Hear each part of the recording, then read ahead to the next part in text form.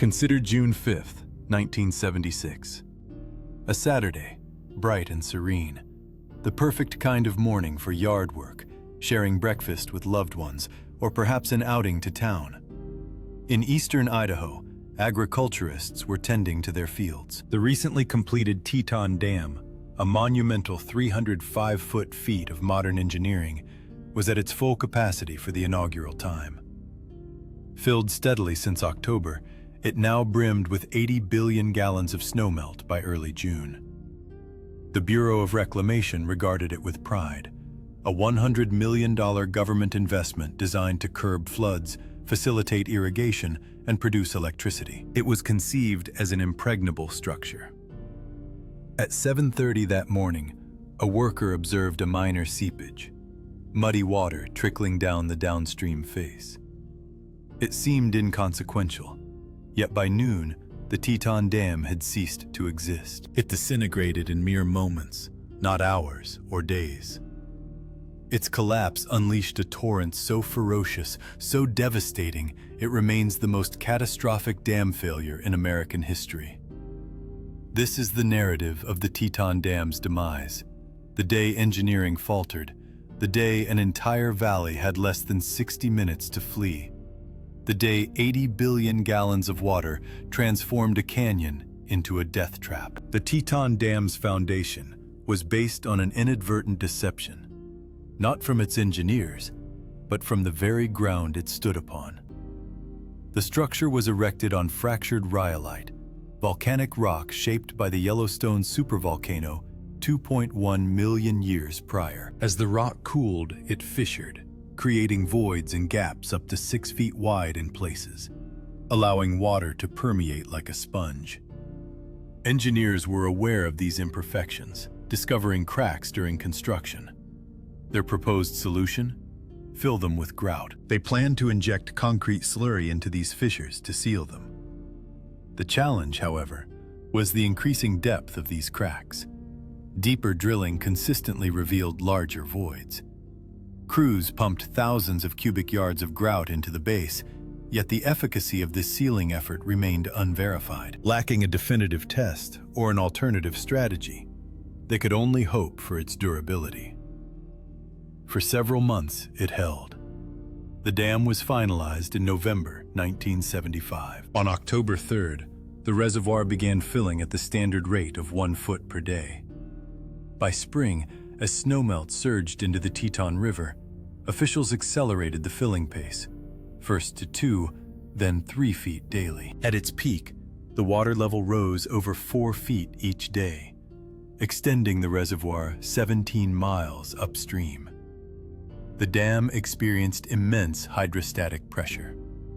On June 3rd, merely 2 days before its collapse, downstream workers discovered clear water seeping from the ground at 2 distinct locations over 1,000 feet away. It was a minor flow, a mere trickle, yet it signaled water finding its way through the foundation.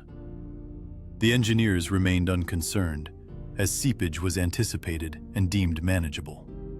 However, the water flow persisted. On June 4th, another seep emerged, and by 7:30 a.m. on June 5th, the leak turned muddy. This was the critical warning. Clear water indicated a breached but functional grout curtain.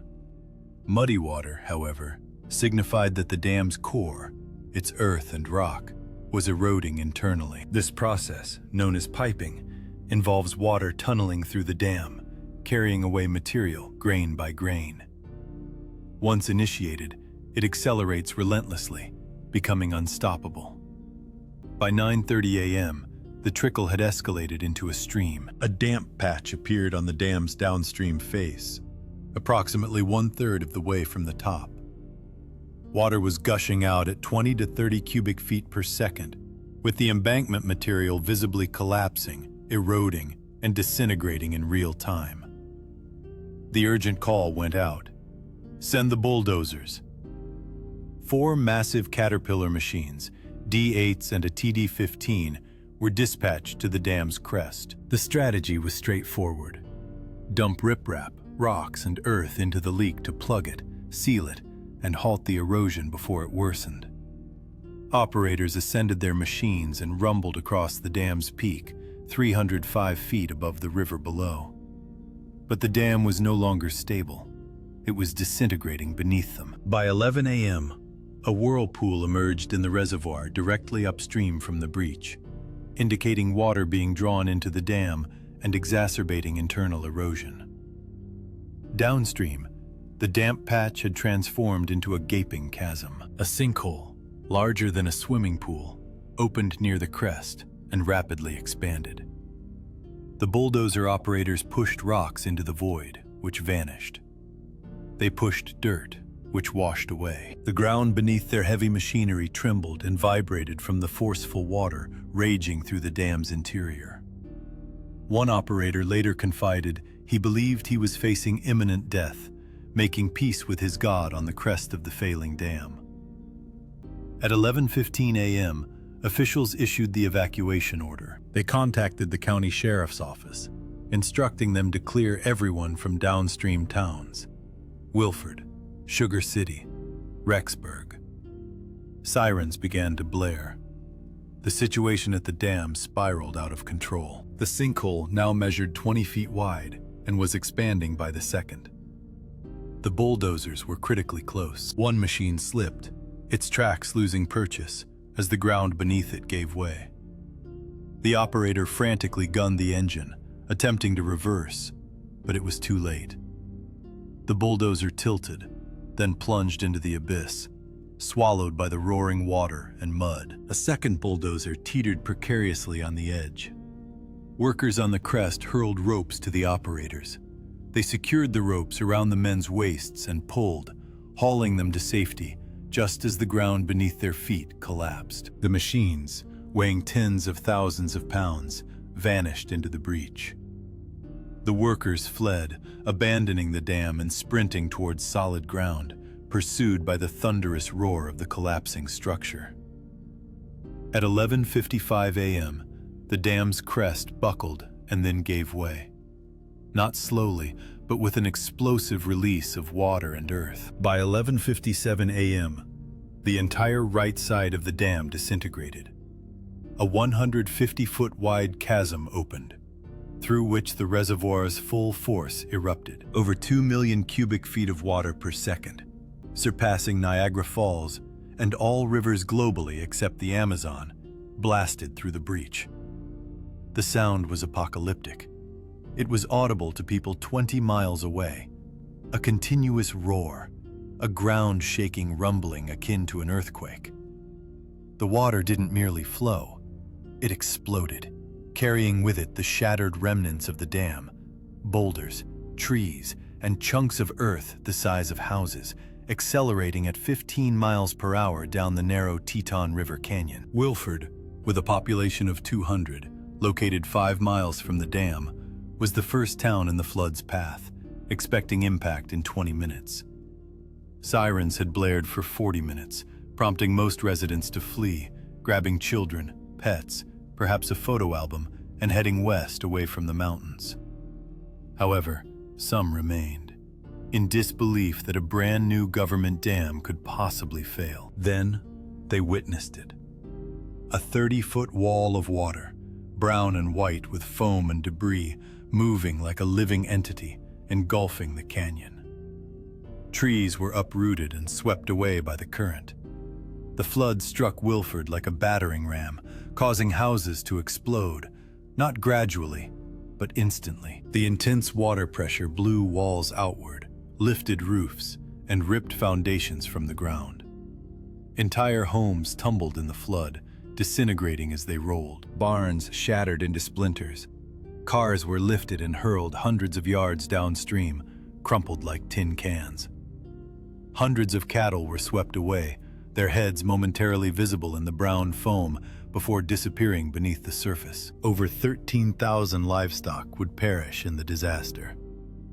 Surviving ranchers recounted the unforgettable sound, the bellowing of animals carried on the wind, then silenced by the water. After the flood passed, Wilford was no longer a town, but a mudflat littered with wreckage. Yet most of its inhabitants had escaped, thanks to the effective warning. Sugar City had more lead time, approximately 40 minutes, but it made little difference. The flood was unstoppable. Main Street became a river. Shops that had endured for generations, the drugstore, the diner, the hardware store, were obliterated. Water surged through windows, filling interiors in seconds before tearing the buildings apart from within. The pressure ripped roofs off, peeled siding from walls, and reduced brick structures to rubble. Those who had not evacuated found themselves trapped. Some climbed onto roofs, others clung to telephone poles, with the rising water pulling at their legs. Farmers in boats launched into the torrent, navigating the newly formed rapids that were once residential streets. They rescued people from trees, chimneys, and the wreckage of collapsed homes. These were not trained rescuers, but neighbors, and they saved dozens of lives. Yet the flood also claimed some. 11 people died in the disaster, some swept away in their cars, others trapped in collapsing buildings. One elderly woman, who refused to leave her home, was found days later miles downstream. By the time the water reached Rexburg, the largest town in its path, 15 miles from the dam, it had spread across the Snake River plain. While its intensity had slightly diminished, Rexburg still suffered catastrophic damage. Downtown was inundated with 15 feet of water. Cars floated past traffic lights. Ricks College, a small university, had its dormitories submerged up to the second floor. However, Rexburg had received ample warning. Police and volunteers went door to door, compelling people to evacuate. They physically carried the elderly and resistant from their homes into trucks. Consequently, due to these warnings, evacuations, and the bravery of ordinary citizens, the death toll in Rexburg remained low. Nevertheless, the community suffered extensive damage. More than 4,000 residences were either destroyed or sustained harm, and businesses lay in ruins. The economic engine of the area was decimated. By 8 p.m. that evening, the reservoir stood empty, 80 billion gallons of water having been released in under 6 hours. The deluge had surged 80 miles downstream, submerging 180 square miles of terrain. It demolished 771 homes, inflicted damage upon an additional 3,002, obliterated 250 businesses, ravaged 100,000 acres of agricultural land, and claimed the lives of 13,000 to 16,000 livestock. Subsequently, a thick layer of mud emerged. As the waters receded, they unveiled a deep gray silt, often 3 feet thick, which coated everything. Basements filled with it as if it were concrete, and harvests were suffocated. The stench was unbearable, a mixture of decay, mildew, and death. Survivors returned to find their homes, if they still stood, utterly unrecognizable. Everything was covered in grime. Furniture was ruined, and family heirlooms were lost. The tangible history of entire families had been obliterated in a single afternoon. Immediate investigations commenced. How could such a catastrophe occur? How could a newly constructed dam, built by the U.S. government, fail so thoroughly? The conclusions were stark. The dam had been erected on unstable, fractured bedrock. The grouting was insufficient, and the design itself was flawed. Prior warnings had been disregarded. The Bureau of Reclamation was deemed accountable, and the federal government dispersed over $300 million in claims. Overall damages were estimated at $2 billion. From this disaster, reforms emerged. The Bureau established the Dam Safety Program, now recognized globally as the benchmark for dam safety and risk management. Congress enacted the Reclamation Safety of Dams Act in 1978. However, the dam itself was never reconstructed. It remains a permanent scar on the landscape, with a vast breach clearly visible where its center once stood. The remnants of the earthen embankments are eroded and overgrown, resembling ancient ruins. Today, driving through Rexburg or Sugar City reveals flourishing communities. The towns were rebuilt, the farms recovered, and life resumed its course. Yet, those who endured it remember. They recall the sound, the roar of the water, the sirens, and the ensuing pandemonium. They remember the critical decision to stay or evacuate, a choice that determined survival. Memorials now exist, with plaques indicating flood levels, photographs preserved in the local historical society, and stories relayed to subsequent generations. Annually, on June 5th, survivors congregate. They are older now, their hair gray, but they return. They remember. Because the Teton Dam disaster is more than just a tale of engineering failure. It chronicles ignored warnings and the hubris of believing nature could be controlled with soil and grout. It's a narrative of a dam built on cracked rock and fleeting hope. When that hope waned, the dam collapsed. But it is also a narrative of resilience, of sheriffs who drove into the flood zone to alert residents, of farmers who deployed boats to rescue strangers, of families who, despite losing everything, reconstructed their lives. The Teton Dam collapsed in 3 minutes, but warning signs had been apparent for years. Cracks in the foundation, seepage, and pressure. Engineers observed them, but simply did not believe the dam would fail. That is the crucial lesson. Nature does not compromise. You can erect walls, dams, and control systems, but water will locate the fissure, and pressure will exploit the weakness. When it does, all that's left is to flee. For those who lived through it, June 5th, 1976 is not merely a date. It is a profound wound. It is the day their world was reshaped by muddy water and debris. It is the day the earth gave way, the dam fell, and the flood arrived. Nevertheless, they prevailed. They rebuilt, ensuring that future generations would know their story. For the Teton Dam is not only a cautionary tale about building dams on precarious ground, but also a testament to the fortitude of people who refuse to be defined by catastrophe. The dam is gone, the water is gone, but the people endure. And they will never forget the morning the earth cracked open and the canyon vanished.